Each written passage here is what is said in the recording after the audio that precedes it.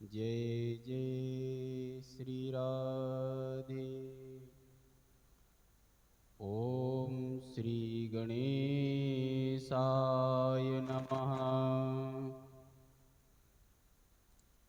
ओम भद्रं कर्णेभिः शृणुयाम देवा भद्रं पक्षेमाक्षभिर्यजत्राः स्थिरैरङ्गैस्त्वागुंससनोः बिभ्रसे महि देवहितं जदायु।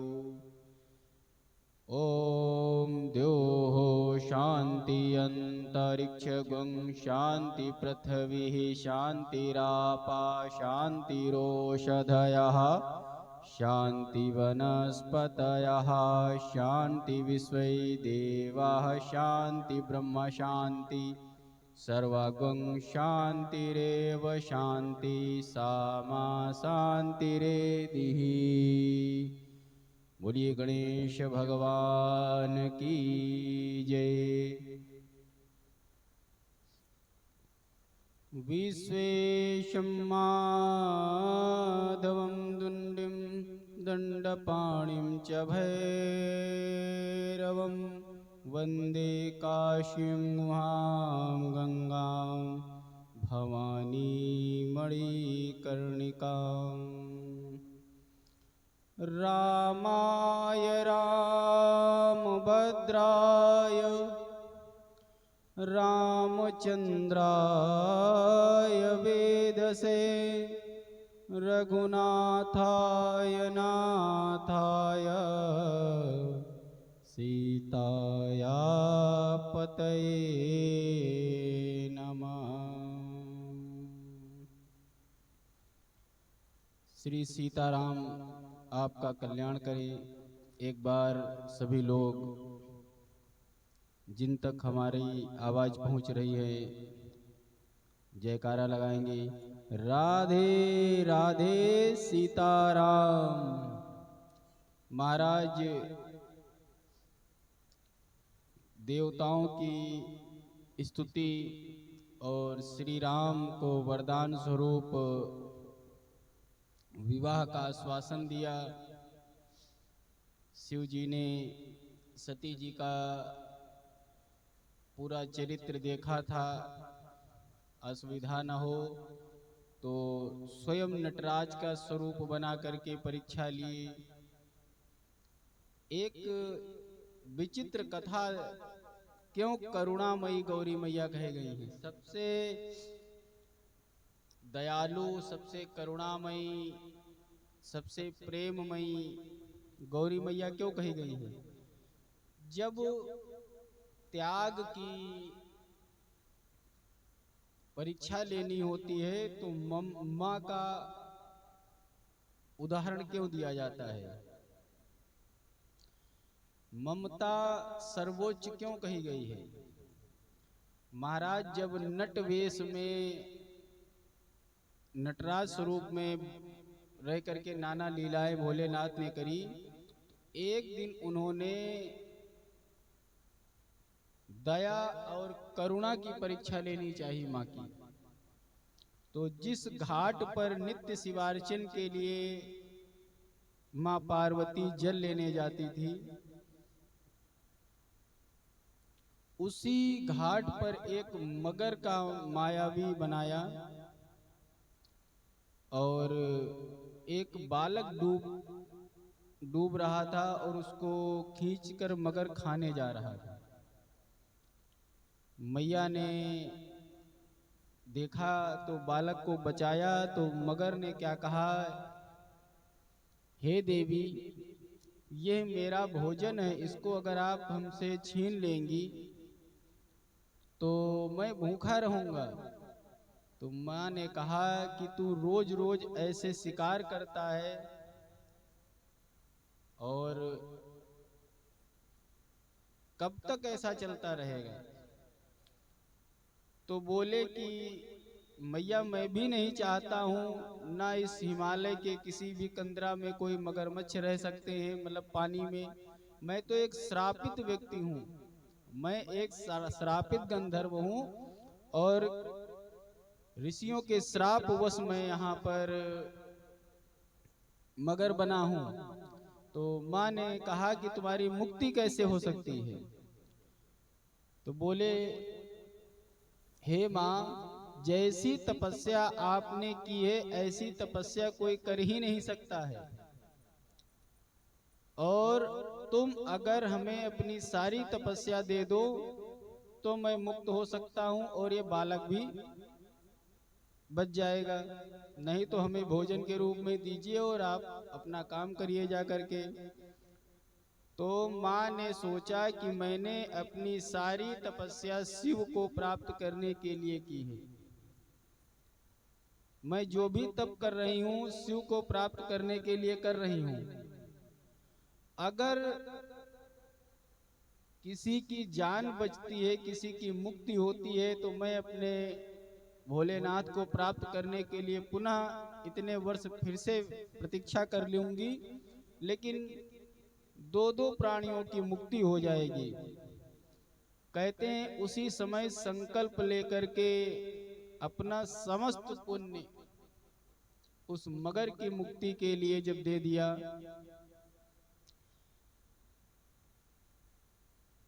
तब उस जल को समस्त पुण्य प्राप्त हुआ, और वह पुण्य तभी से कहते हैं वो जो मगर था वो गंगा मैया का वाहन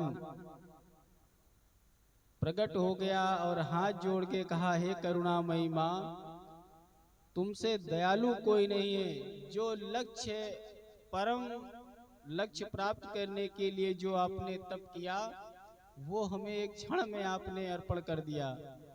आपसे दयालु कोई नहीं है। भोलेनाथ प्रसन्न हो गए, सप्त ऋषियों को भेजा, नाना देवताओं के, यहाँ तक सभी देवताओं के ऑफर दिए कि क्यों भोलेनाथ के पीछे पड़ी हो। जब कहीं से भी कोई काम नहीं बना तो भोलेनाथ समझ गए अब हमारी पार्वती, अब हमारी शिवा हो गई हैं।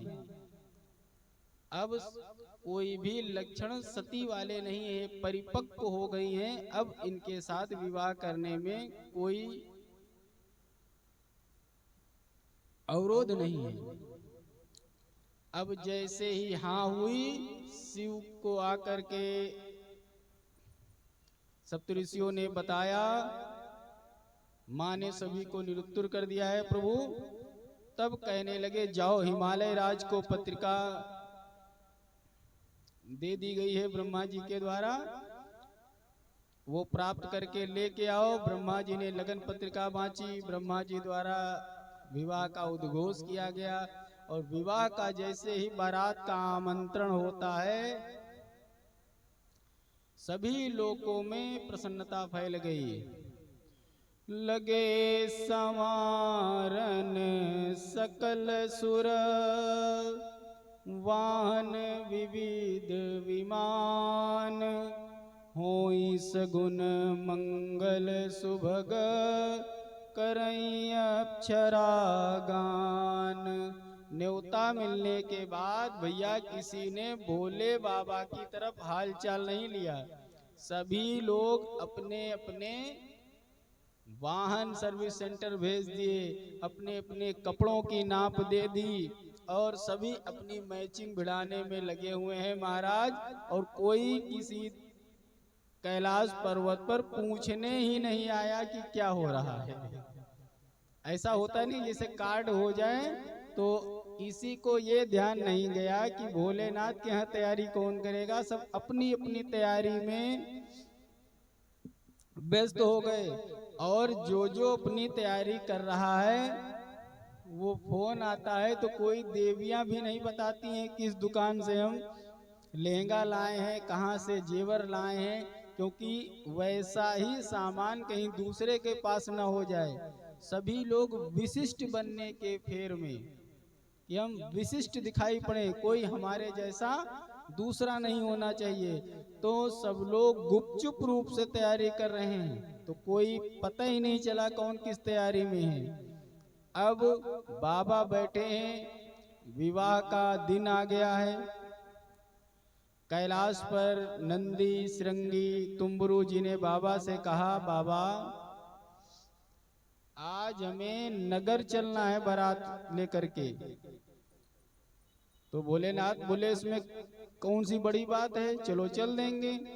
तब तुम्बरू जी ने कहा कि हे भोलेनाथ, मैंने नारद जी के साथ में बहुत नगरों का भ्रमण किया है, तो नगरों में बड़े दिखावे होते हैं। शादी ब्याह के समय राजमहलों में बड़े बड़े जो है प्रपंच रचे जाते हैं। कुछ हो ना हो तो किराए के ही सामान से लोग सज धज के आते हैं बाबा।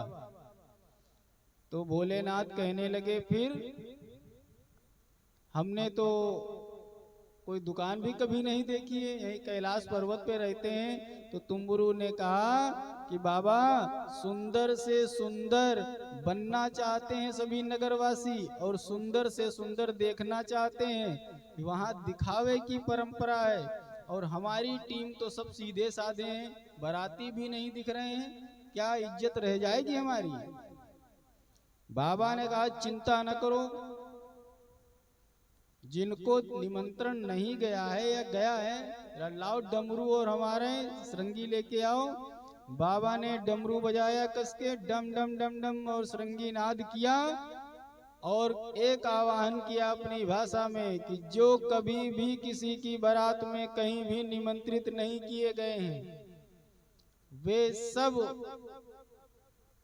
जितने भूत प्रेत डाकिनी शाकिनी छूत दलित आदिवासी जितने भी जो कभी भी नगर में बारात में नहीं गए हैं, तो हमारी बारात में आकर शामिल हो जाएं, क्योंकि हमारी भी बारात कभी नगर में नहीं गई है। तो चलो आज हम लोग नगर में चलते हैं, बारात का आनंद लेंगे। अच्छा होता क्या है, जब सभ्य लोगों की बारात होती है, असभ्य लोगों का बोलते हैं कि भूत प्रेत पैताल ये सब, तो पंडित जी लोग मलिया में बुला के बंद नहीं कर देते हैं। अंधिया पनिया पैताल भूत अग्नि ये सब बारात में विघ्न न डालें।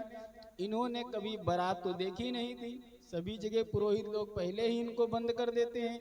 सब जगह यही देवता, एक मलिया दो रखी जाती हैं, एक में देवताओं का आह्वान किया जाता है, एक में भूत प्रेत आंधी पानी सब बैठ करके मंत्रों से कवर करके रख दिया जाता है। आज सारे भूत प्रेत नंदी श्रृंगी सब बड़ी प्रसन्नता से आ गए, कहने लगे वाह, अब बाबा को सजाने की बारी आई। तो नंदी आ गए, श्रृंगी आ गए, तुम्बरू जी आ गए, आदि विशेष गण इनके सब लोग कहने लगे बाबा तुम्हारा श्रृंगार किया जाए। तो भाई जिसकी जैसी व्यवस्था होगी, जैसे कान्हा हमारे श्रृंगार करते थे तो कैसे करते थे, सबसे ज्यादा श्रृंगार के शौकीन हमारे कान्हा थे। जब गैया भी चराने जाते थे तो कनेर का फूल कानों में लगाते थे, और तालाब के किनारे घास होती है बैजंती, उसी के दाने पक्के निकल जाते हैं, बैजंती माला गले में उसी को घास में पिरो के पहनते हैं। और जो वन में मोर के पंख पड़े होते हैं उनको उठा करके लगा लेते हैं सिर में, बड़ा सुंदर रूप, और टेढ़े से चलते हैं मेकअप करके, क्योंकि देखो भैया करिया आदमी को थोड़ा श्रृंगार करके रखना पड़ता है, नहीं तो लोग कैसे पसंद करेंगे। तो सब उनको प्यार से कन्हैया कहते थे, लेकिन वो अपने आप को कालिये समझते थे, तो बड़ा मेंटेन होकर के रहते थे कान्हा हमारे। तो कहने लगे कि देखो विवाह आदि में वहाँ स्त्रियां होती हैं, उनको सुंदर चीजें पसंद लगती हैं, सुंदर व्यक्ति पसंद आते हैं। तो भोलेनाथ बोले हम बैठे हैं, जैसे सुंदर बना पाओ बना दो, बारात तो चलना ही चलना है भाई। तो नंदी बाबा ने कहा तुम्हारी बारात है, क्या तुम भी टाल जाओगे। शिवहि शंभु गण करहि सिंगारा, शिवहि शंभु गण करहि सिंगारा, जटा मुकुट आई मोर संवारा, जटा मुकुट आई मोर संवारा, शिवई शंभुगन करई सिंगारा कुंडल कंकण पैरे ब्याला कुंडल कंकण पैने ब्याला तन विभूति पट के हरि काला तन विभूति पट के हरि काला शशि ललाट सुंदर सिर गंगा शशि ललाट सुंदर सिर गंगा नयन तीन उप बीत भुजंगा नयन तीन उप बीत भुजंगा। भोलेनाथ का शिवगण सब श्रृंगार कर रहे हैं। आहा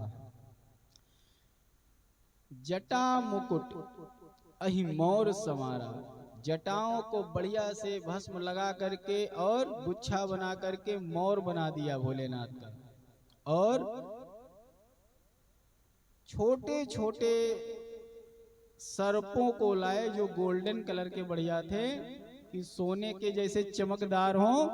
ऐसे बहुत से सर्प होते हैं जिनकी क्या होता है कहीं कहीं देखोगे जो पहाड़ियों में घुसे रहते हैं उनकी रीढ़ चमका करती है सोने जैसी और जब लाइट पड़े तो लगे बढ़िया लपकने। तो बढ़िया सांपों की झालर हाथों में कुंडल कंकड़ पहिरे ब्याला हाथों में कुंडल कानों में सब सर्पों की नाना प्रकार के जोड़ा मिला मिला के लेकिन लाते थे। जो इधर जिस साइज का है वो साइज का इधर भी होना चाहिए। बढ़िया से हाथों में कंगन। अब केहरी चाला जब मृग छाल बांधी कमर में तो बार बार गिर जाए तो वहां पर भी एक भुजंगा यानी एक सांप को कमर में भी कस दिया और सिर पर बढ़िया से चमकदार चंद्रमा चमक रहा है और गंगा जी सिर पे विराजित है। तीन नयन उपवीत जनेऊ भी सांप का बना के ही डाल दिया गया। गरल कंठ उर नर सिर माला गला नीला नीला है नीलकंठ भगवान का और गले में सिरों की मुंडों की माला डाल दी। आशिव भेष शिव धाम कृपाला आशिव भेष शिव धाम कृपाला कर त्रिशूल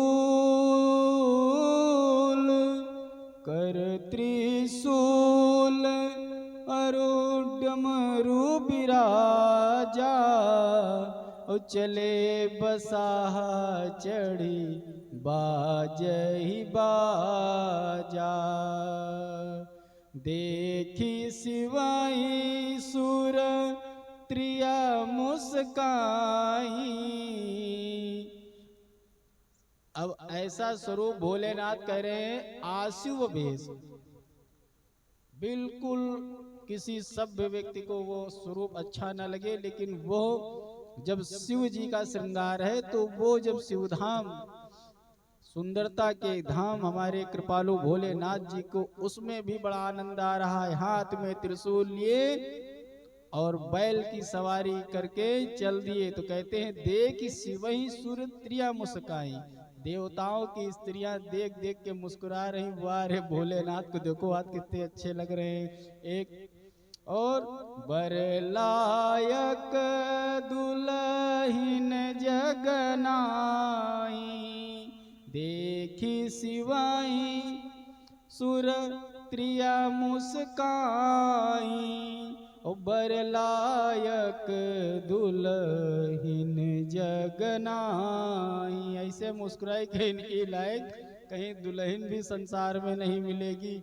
और विष्णु भगवान द्वार पर आए सभी देवता आ गए और विष्णु जी ने जब बाबा का मेकअप देखा तो कहने लगे बड़ा आनंद है भैया।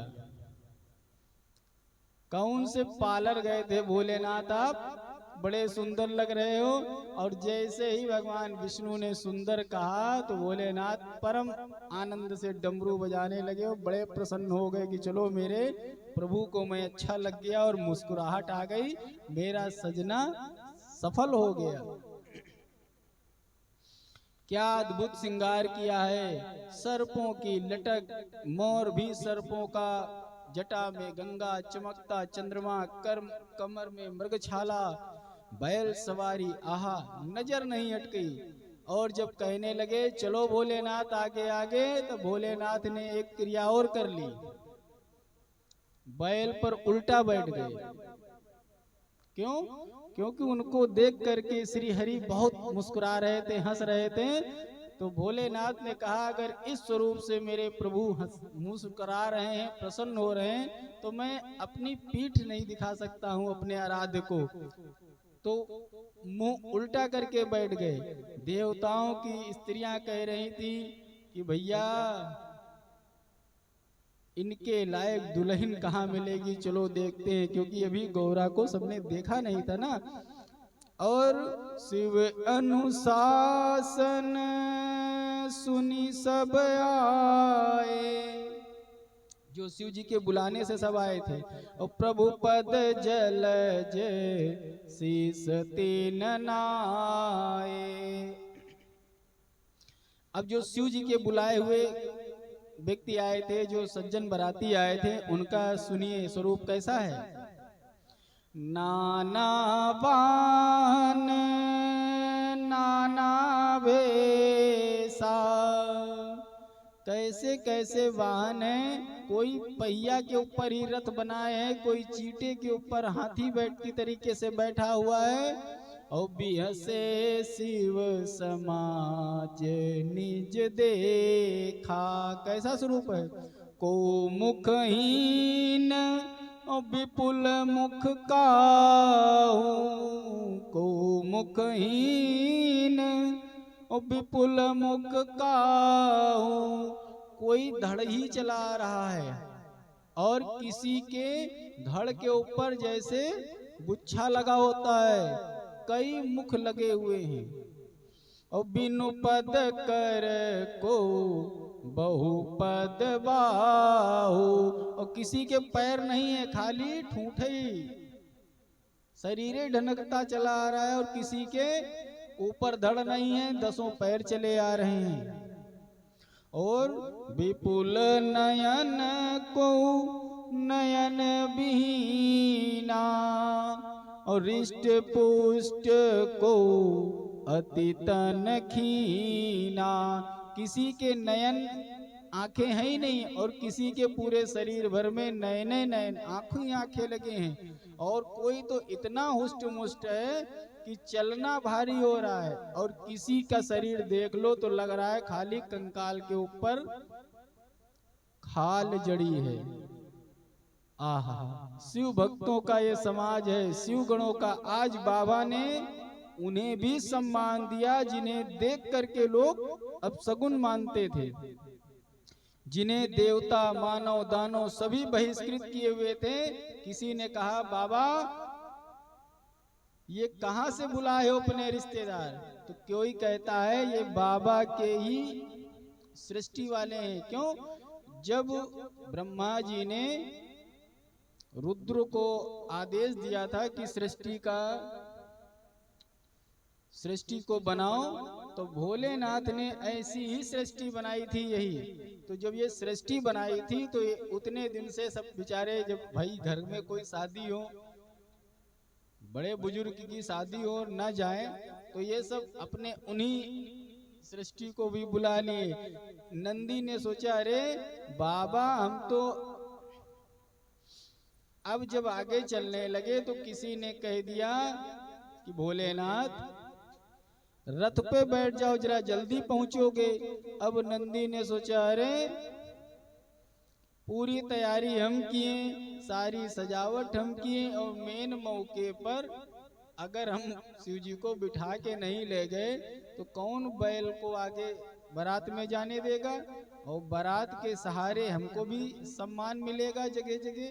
तो नंदी जी ने जब शिव जी से कहा बाबा, तो नंदी को देखते ही भोलेनाथ ने कहा नहीं,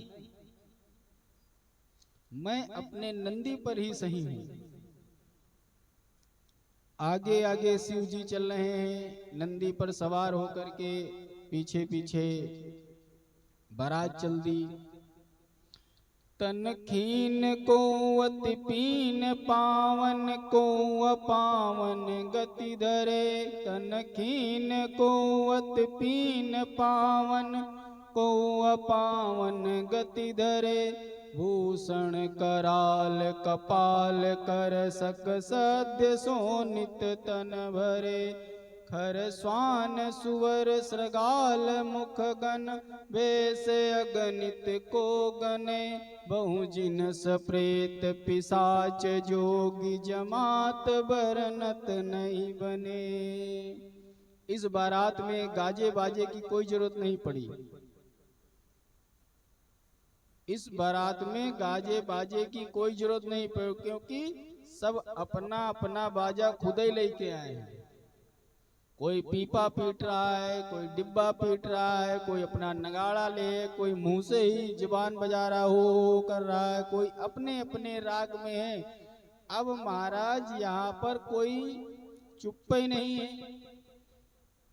सब अपने अपने राग संगीत में धुनें बज रही हैं। और ऐसी बारात है, कुछ लोग तो जनरेटर की आवाज पे डांस कर रहे थे। नाचही गावई गीत नाचही गावई गीत रामा, परम तरंगी भूत सब रामा, देखते अति विपरीत सिया रामा, बोलई बचन विचित्र सिया रामा, नाचही गावई गीत परम तरंगी भूत सब, देखते अति विपरीत बोलई बचन विचित्र विधि। क्या कहा है बाबा ने? जस दुल्हा तस बनी बराता, जस दुल्हा तस बनी बराता, कौतुक त्रिविध कौतुक विविध होई मगु जाता, जस दुल्हा तस बनी बराता, हिय हर से सब सेन निहारी, हिया हर से सब सेन निहारी, ओ हरि देखी अति भय सुखारी। महाराज जब देखा शिव जी के जो गण हैं, जो शिव जी के दल के बाराती हैं, जितनी बारात नजदीक आ रही उनका जोश बढ़ता जा रहा है। तब महाराज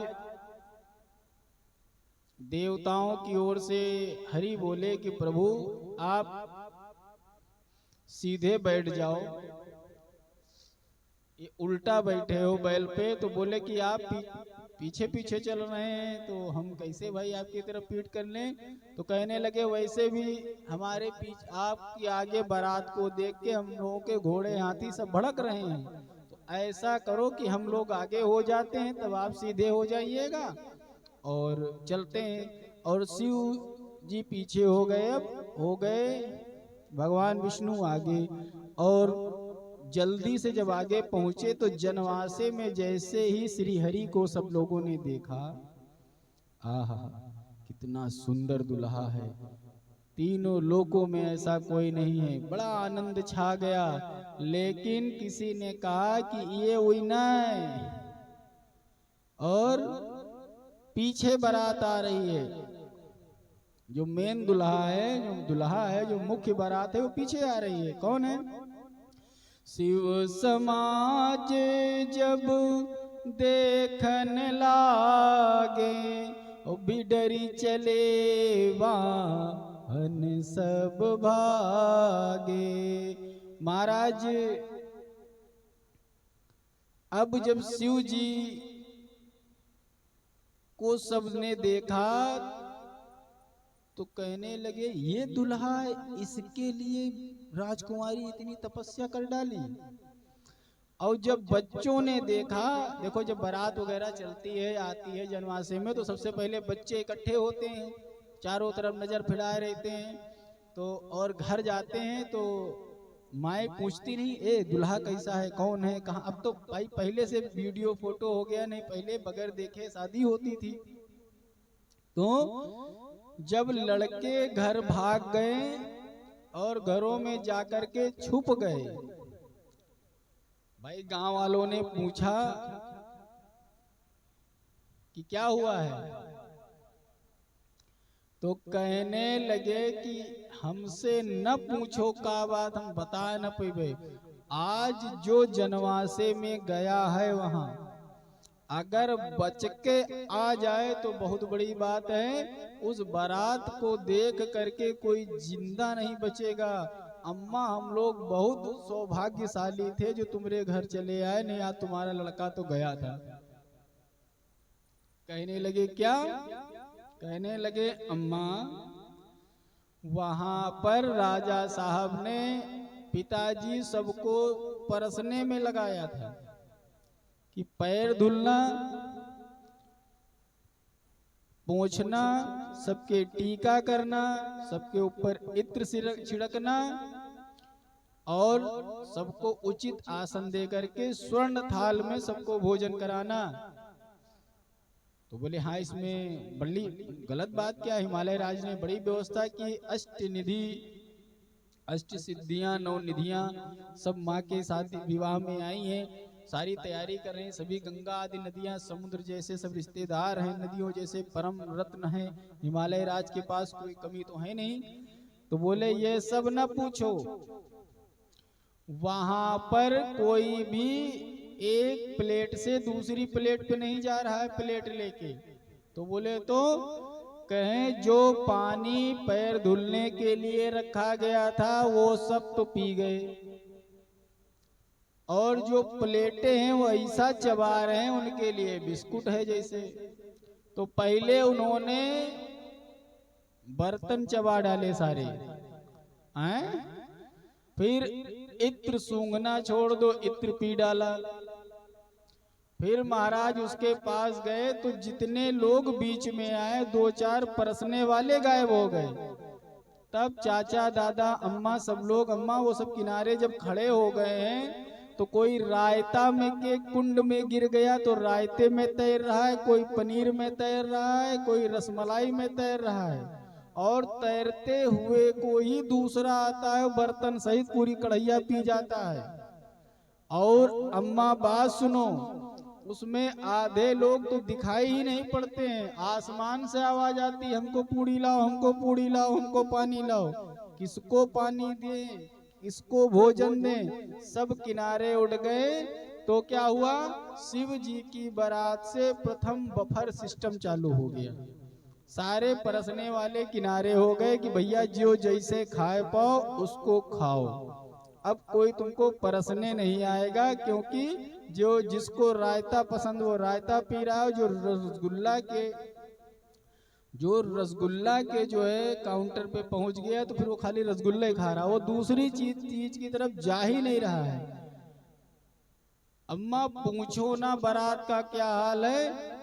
अब जब बारात खाना पीना सब खा के उड़ा चुकी, जब आगे बढ़ी घर के लिए, कहते हैं जब द्वारे 4 के लिए जब आए तो दुल्हा परछने के लिए, अब यहाँ पर बैल पे बैठे हुए शिव जी को जैसे ही मैना ने थाली लिए हुए देखा है तो मैना मैया हो गई बेहोश।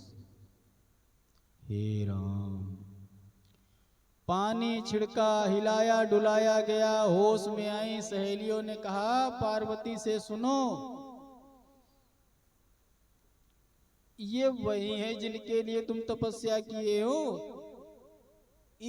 बर के लिए इतनी तपस्या करी। अरे इस ऐसे दुल्हा तो बगैर तपस्या, सुनो, कोई आए 1000-2000 सोने मुहरे ले लो दे दो, लड़की नहीं देंगे, तुमने इनके लिए तपस्या करी। लेकिन अब क्या बताएं, कुछ लोग क्या कह रहे हैं, ए बहनी क्या किया जाए, विधि का विधान है, बिटिया कितनी सुंदर, लड़का कैसा मिल गया। अब क्या बताए, थोड़े पैसा अगर और हिमालय राज लगाए होते तो अच्छा सा दुल्हा ढूंढ लेते। नाना प्रकार की बातें, कोई कह रहा है यहाँ कुछ नहीं होता है, ये जोड़ियां तो ऊपर से बन के आती हैं, जिसके जो भाग्य में है। कुछ लोग आनंद भी लें, अपने वश में कुछ नहीं है। मैना मैया को जब होश आया तो चौंक गई एकदम से। क्या बोली, मैं अपनी बिटिया का गला अपने हाथों से घोट दूंगी, अपनी बिटिया को मैं मार दूंगी, कुआं में गिरा दूंगी, खाई में ढकेल दूंगी, लेकिन ऐसे दुल्हा को अपनी बिटिया में कताब। अरे ये सुबह शाम ऐसे भूत प्रेत अवघड़ों के बीच में कैसे रहेगी, किसी दिन कोई भूख लगेगी कि तुम्हारी बिटिया को सब खा जाएंगे। जब रोते बिलाते महल के अंदर आई तो पार्वती मैया हंसने लगी, कहने लगी, हे माता, ये आप क्या कह रही हैं, ये जैसे दिखते हैं वैसे नहीं हैं, हमें अपने गुरु पर पूरा भरोसा है, उन्होंने जैसा कहा है वैसा ही होगा। हे मैया शोक न करो, जो होना है वो हो के रहेगा। अब नाना प्रकार से माँ समझा रही हैं, लेकिन लोग दूसरों को ही दोष देते हैं। मैना मैया कहती हैं क्या, हे नारद कर मैं काह बिगाड़ा। अरे मैंने नारद का क्या बिगाड़ा था। अच्छा, जब कोई मामला गड़बड़ होता है, दोनों में बन जाए तो मझिया नहीं पूछा जाता है ना। अगर विवाह दोनों में बढ़िया बढ़िया अच्छी से बनने लगे, बढ़िया पटरी खा रही, तो मझिया का कोई मैटर नहीं रहता है। अगर कहीं इधर रायता कम पड़ जाए, चावल कम पड़ जाए, तब मझिया गाली खाए। उधर बिटिया के लिए कुछ गड़बड़ हो जाए तब मझिया गाली खाए।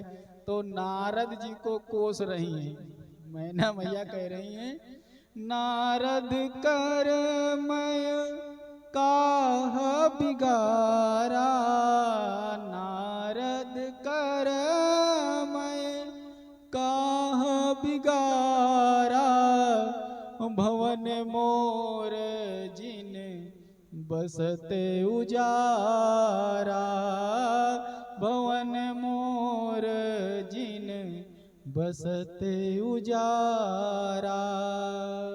हे नारद, तुम्हार हम का बिगाड़े थे, इतना सुंदर मेरा घर बसने से पहले ही तुमने उजाड़ दिया। तुमने बिटिया का भी बुद्धि भ्रष्ट कर दी, वो भी सुनने को नहीं तैयार है।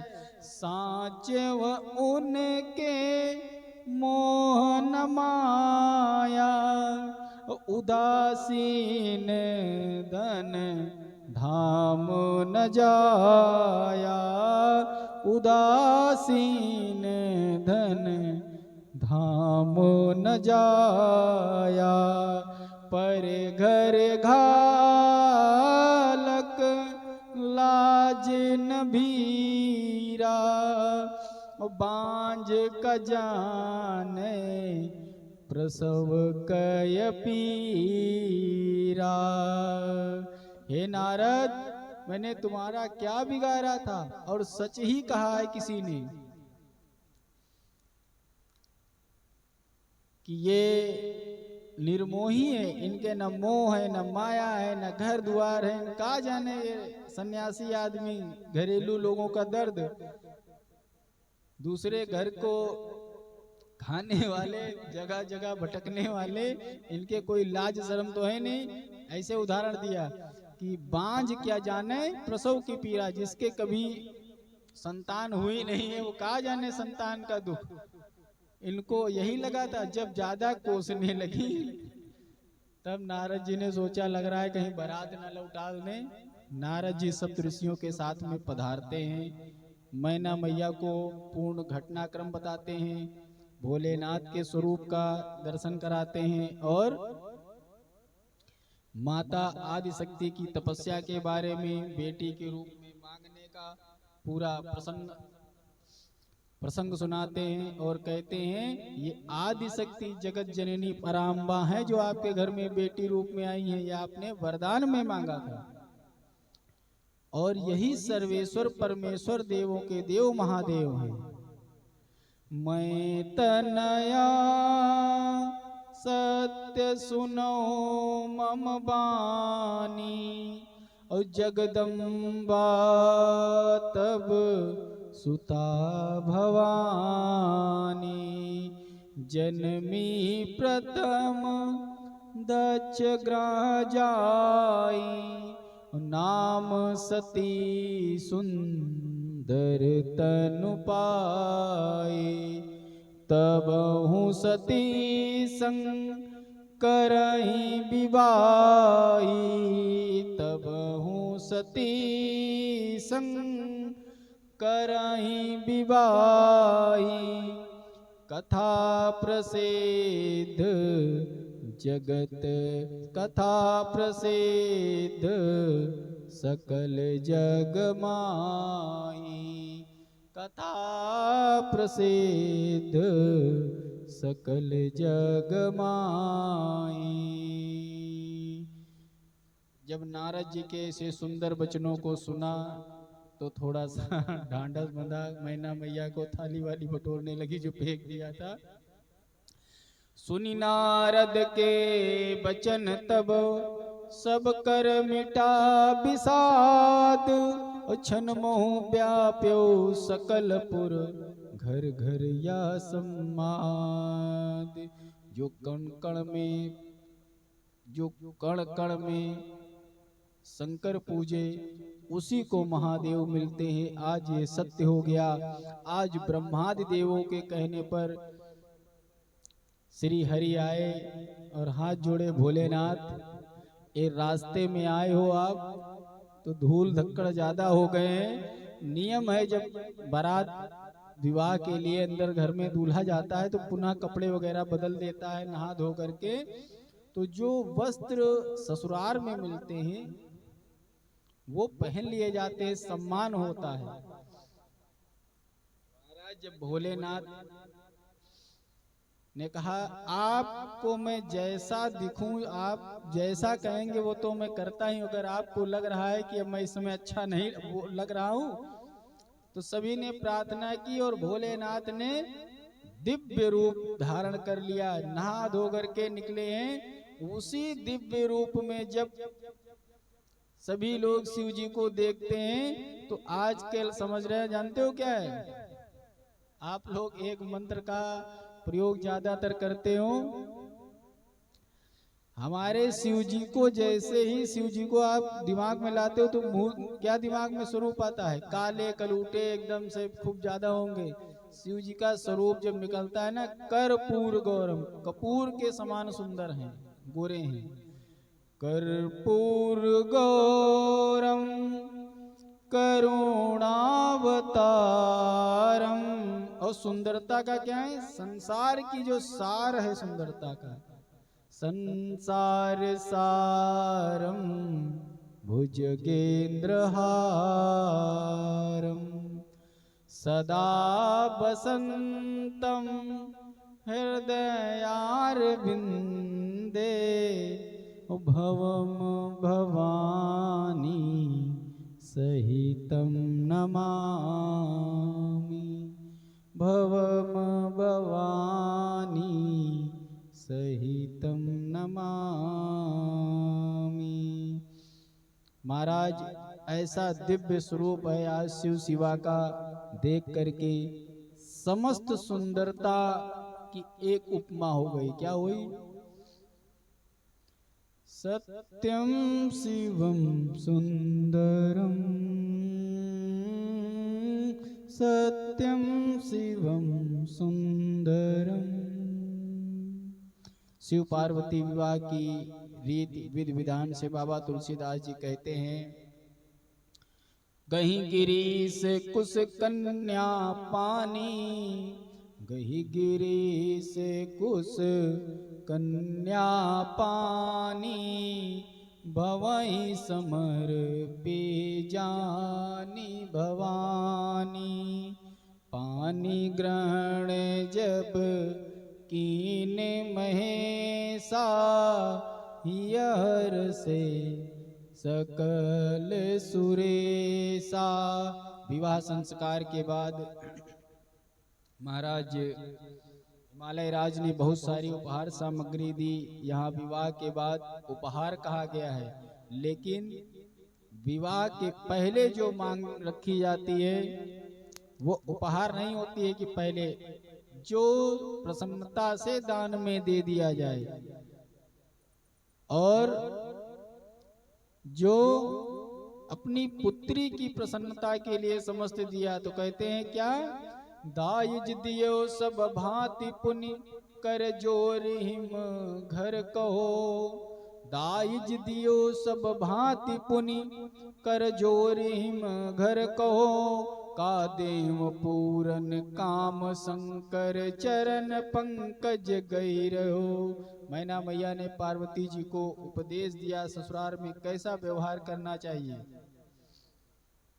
क्या कहती हैं, अपने पति को हमेशा परमेश्वर समझना, करहु सदा संग कर कर पूजा, करहु सदा संग कर कर पूजा, नारी धर्म पति देव न दूजा, नारी धर्म पति देव न दूजा, करहु सदा संग कर पद पूजा, बचन कहत